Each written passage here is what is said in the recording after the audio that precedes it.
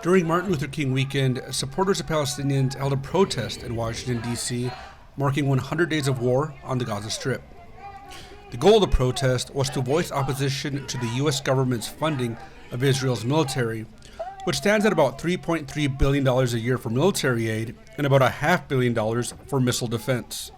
I think we need to reevaluate what our entire policy is, because you have too many people here, even like military people, that are homeless because they don't have the assistance they need, but you can assist literally a third country. I went down to the protest to gauge sentiment on the matter and see how people feel about President Biden's leadership on the issue. A recent New York Times Siena College poll found that 57% of registered voters disapprove of President Biden's handling of the conflict in Israel, and that divide is stronger with younger voters. It showed that the newest voters sympathize more with Palestinians.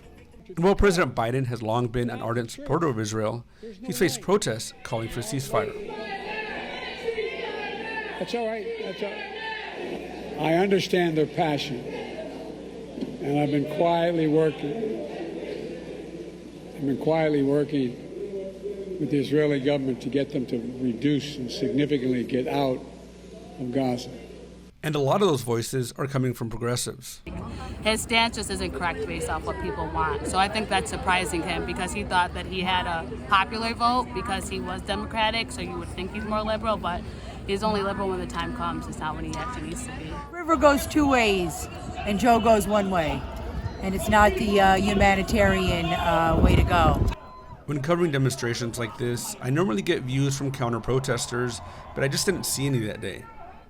That said, if you'd like to share your views on this conflict, or if you have an event in Washington, D.C. related to national security issues, please leave us a voicemail at 540-753-0567.